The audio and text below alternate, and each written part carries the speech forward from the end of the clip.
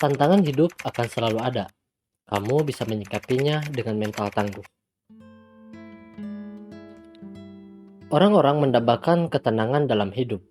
Banyak dari mereka yang mengalami kecemasan, kekhawatiran, dan kekecewaan dalam kehidupan sehari-harinya. Filosofi teras tidak menjanjikan rahasia menghilangkan segala kesulitan dan tantangan hidup, tetapi justru menawarkan cara mengembangkan mental tangguh dan bersikap tenang. Dalam ringkasan kali ini, kita akan mempelajari tentang pengertian filosofi teras dan relevansinya dengan kehidupan di zaman sekarang. Dan tentu saja akan mempelajari bagaimana memperkuat mental dan menghadapi kesusahan hidup.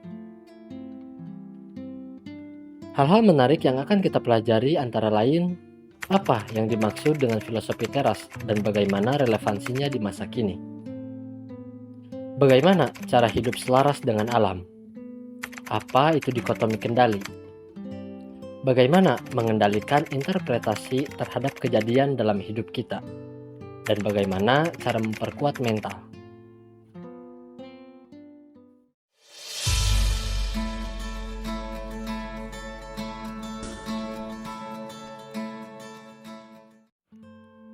Assalamualaikum warahmatullahi wabarakatuh.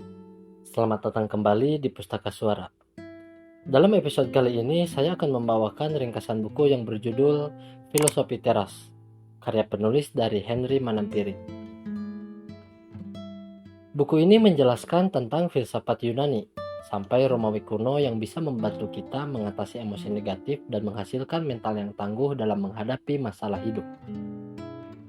Dalam ringkasan kali ini, kita akan mempelajari definisi filosofi teras dan penerapannya dalam kehidupan sehari-hari. Henry Manampiring adalah seorang praktisi periklanan dengan kekhususan strategi merek dan komunikasi. Henry sudah bekerja di perusahaan dan biro iklan multinasional besar seperti Coca-Cola Indonesia dan Facebook. Henry Manampiring meraih gelar sarjana ekonomi akuntansi di Universitas Padjadjaran dan melanjutkan program Master of Business Administration di University of Melbourne, Australia. Sebelum kita lanjut, saya sangat mendorong kamu untuk membaca bukunya secara keseluruhan, supaya mendapatkan pemahaman yang lebih mendalam. Tidak lupa saya mencantumkan link bukunya di deskripsi video di bawah ini. Filsafat purba yang berumur 2000 tahun lebih, namun masih relevan dengan masa kini. Filosofi teras berasal dari filsuf bernama Zeno, kira-kira 300 tahun sebelum Masehi. Kapalnya yang berisi barang dagangan mahal karam. Ia terdampar di Athena. Di sana ia mengenal filsafat dari guru bernama Krates. Dari situ ia mempelajari filsafat lain dan kemudian menyebarkan ilmu ke masyarakat. Ia senang mengajar di sebuah teras berpilar. Dalam bahasa Yunani disebut stoa. Dari situlah lahir istilah stoicisme. Diterjemahkan menjadi filosofi teras. Dalam filosofi teras ada dua tujuan yang ingin dicapai. Pertama, hidup bebas dari emosi negatif. Sedih, marah, cemburu, curiga, baper, dan lain-lain. Ketentraman ini hanya bisa diperoleh dengan memfokuskan diri pada hal-hal yang bisa kamu kendalikan. Apa yang dapat dikendalikan? Jawabannya adalah emosi negatif kamu, bukan faktor eksternal dalam diri kamu. Tujuan kedua dari ajaran filosofi teras adalah hidup dengan kebaikan, atau bagaimana kamu hidup sebaik-baiknya seperti seharusnya kamu menjadi manusia. Selanjutnya ada 4 kebaikan utama dalam filosofi teras, yaitu kebijaksanaan, kemampuan pengambilan keputusan terbaik dalam keadaan apapun, keadilan, memperlakukan orang lain dengan adil dan jujur, keberanian, berani berpegang pada prinsip yang benar, menahan diri, disiplin, kesederhanaan, kepantasan, dan kontrol diri. Stoicisme ditulis untuk menghadapi masa sulit. Filsafat ini lahir di era penuh peperangan dan krisis di Yunani. Filsafat ini tidak menjanjikan materi atau damai di akhirat, tetapi damai dan tentram yang kokoh di kehidupan sekarang. Ketentraman ini kokoh karena berakar dalam diri kamu. Sekarang era di mana hoax beredar yang menyebabkan perpecahan di masyarakat. Rasanya stoicisme sama relevannya untuk Indonesia saat ini. Filosofi teras adalah filsafat kepemimpinan. Dalam hal ini, kepemimpinan tidak sesempit memimpin tim, organisasi, atau perusahaan, tetapi dimulai dari memimpin diri sendiri. Filosofi ini mengajarkan untuk memprioritaskan mengendalikan diri sebelum mengendalikan kehidupan orang lain. Stoicisme membekali para pemimpin untuk tegar di dalam kegagalan dan rendah hati di saat sukses. Dalam buku Daily Stoic, ada pemaparan beberapa orang terkenal yang diketahui mempelajari stoicisme dalam kehidupannya, baik berdasarkan pengakuan langsung maupun dari tulisan-tulisannya. Mereka diantaranya adalah mantan Presiden Amerika Serikat, Bill Clinton, artis Anna Kendrick, aktor Tom Hiddleston, dan penulis J.K. Rowling.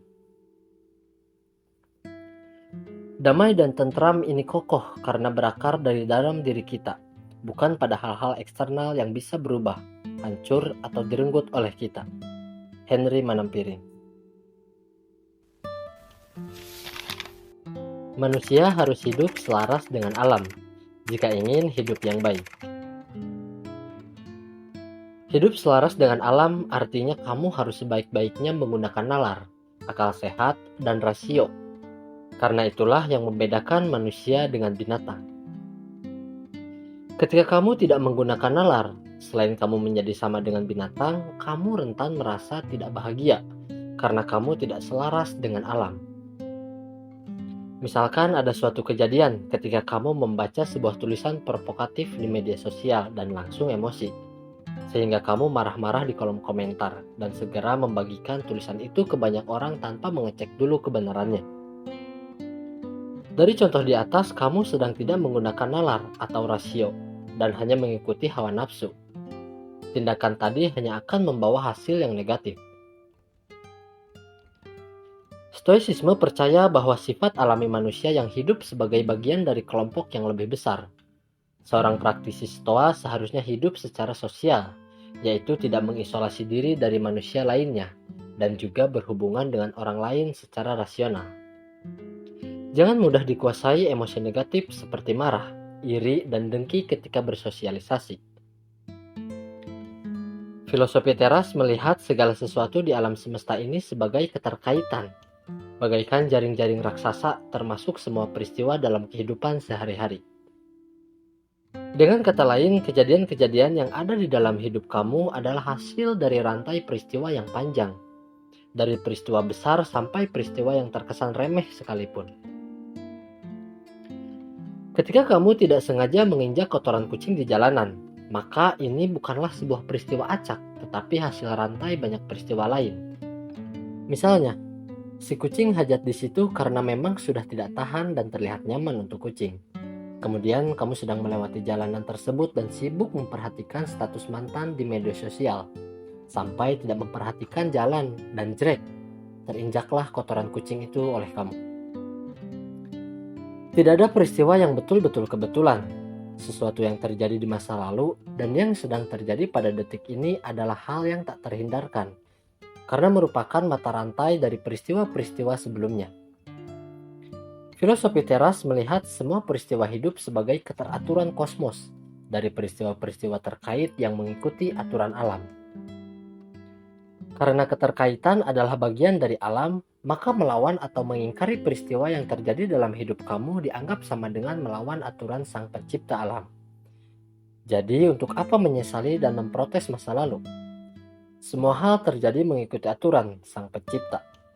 Melawan atau mengingkarinya, apa yang telah terjadi artinya keluar dari keselarasan dengan alam dan menyebabkan kamu tidak bahagia. Kamu tidak akan pernah mampu mengendalikan semuanya di dunia ini. Jika harus memilih hanya mengingat satu kutipan saja dari berbagai teks tentang stoicisme, maka kutipan dari Epictetus akan penulis pilih. Kutipannya adalah, ada hal-hal di bawah kendali kita, ada hal-hal yang tidak di bawah kendali kita. Prinsip ini disebut dikotomi kendali. Beberapa hal tidak di bawah kendali kamu antara lain, tindakan dan opini orang lain, popularitas kamu, kesehatan dan kekayaan kamu, kondisi saat kamu lahir, peristiwa alam seperti cuaca, hujan, dan gempa bumi.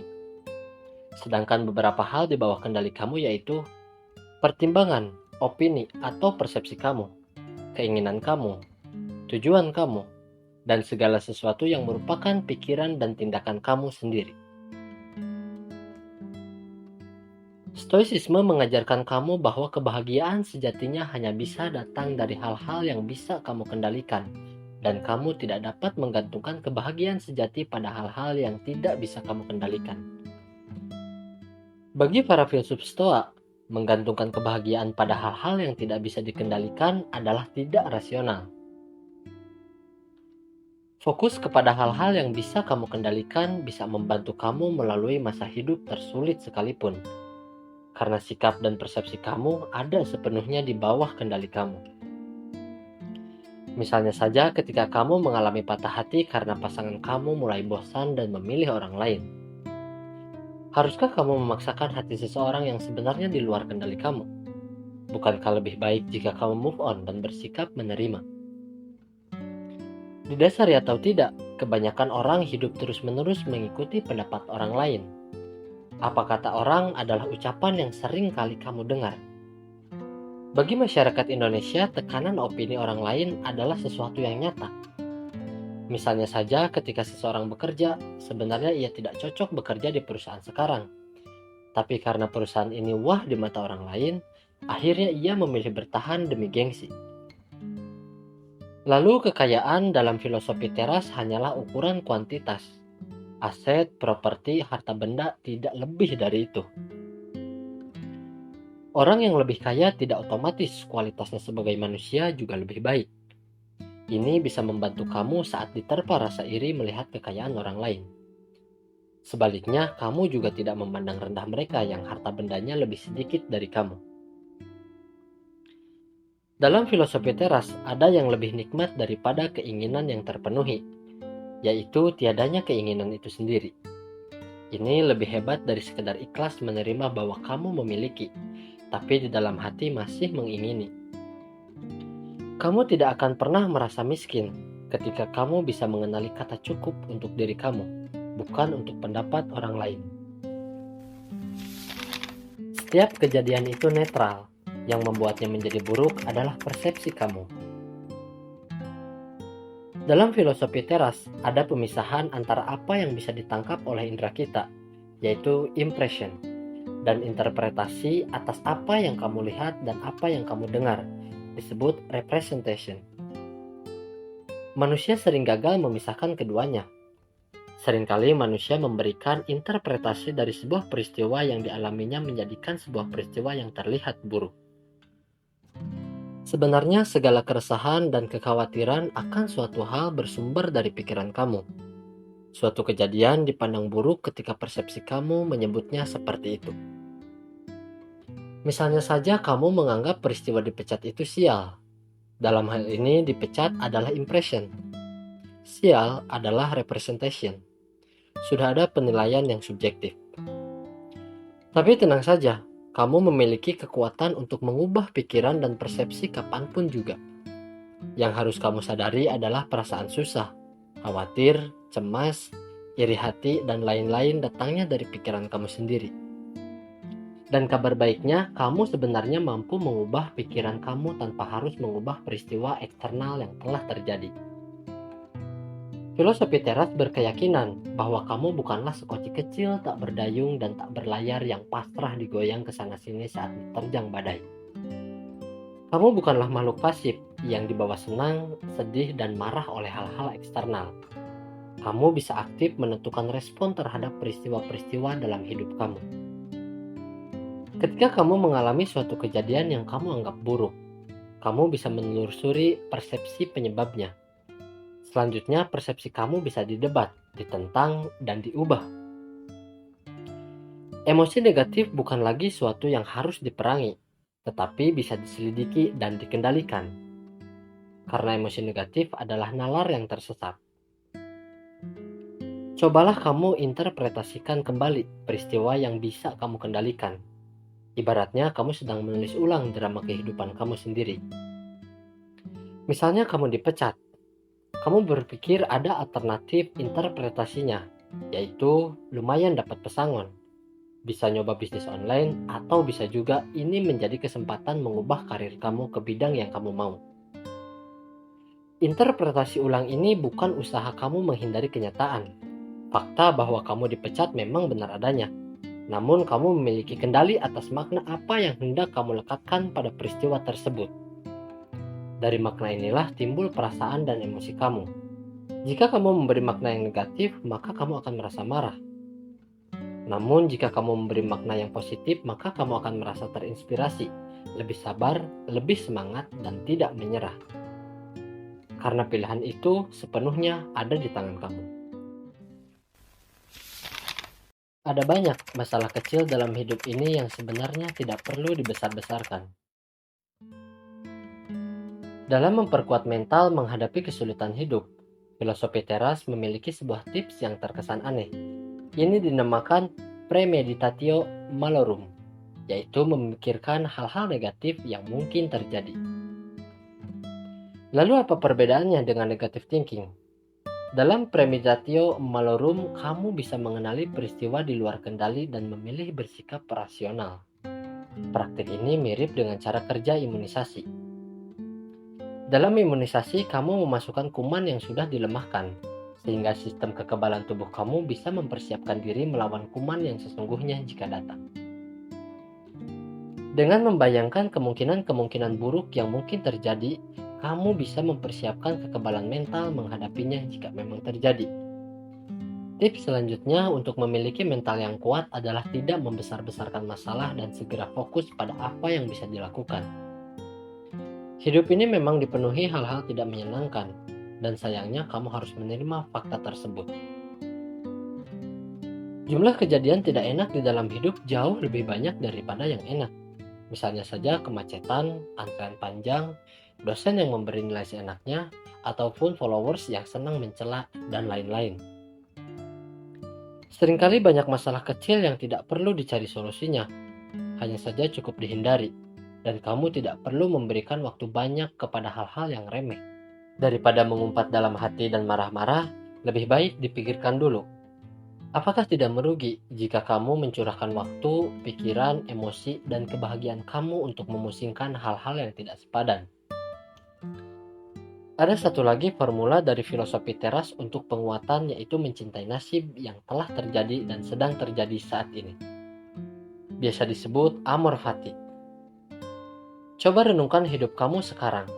Tidak ada yang bisa menghentikanmu untuk memutuskan mencintai hidupmu saat ini, hari ini, detik ini. Masa lalu sudah masuk kategori di luar kendali. Masa lalu sudah mati semati-matinya. Menyesali tindakan atau perkataan kamu, apapun itu, jika sudah menjadi masa lalu, maka tidak bisa diubah dan dikendalikan lagi. Sudah selesai semuanya. Kamu hanya bisa belajar darinya dan merencanakan yang lebih baik untuk kedepannya. Bagaimana kamu menyikapinya, itu sepenuhnya di bawah kendali kamu. Kesimpulan buku. Filosofi teras lahir di era penuh peperangan dan krisis di Yunani. Filosofi ini ditulis untuk menghadapi masa sulit. Di era di mana hoax beredar yang menyebabkan perpecahan, filosofi ini relevan untuk keadaan Indonesia saat ini. Melawan atau mengingkari apa yang telah terjadi artinya kamu keluar dari keselarasan dengan alam dan bisa menyebabkan kamu tidak bahagia. Ada hal-hal yang bisa kamu kendalikan, namun ada juga hal-hal yang tidak dapat kamu kendalikan. Semua peristiwa itu sebenarnya netral, yang membuatnya menjadi negatif atau positif adalah persepsi kamu. Jangan suka membesar-besarkan masalah. Segera fokus pada hal-hal yang bisa kamu lakukan untuk masalah itu. Masalah kecil biasanya cukup dihindari saja. Itulah ringkasan buku karya penulis dari Henry Manampiring yang berjudul Filosofi Teras. Terima kasih sudah menonton video ini. Semoga video ini bermanfaat. Jika kamu menyukai video ini, jangan lupa untuk like dan subscribe. Insya Allah saya akan terus menghadirkan video-video ringkasan buku yang menarik dan informatif. Sampai jumpa di video selanjutnya. Wassalamualaikum warahmatullahi wabarakatuh.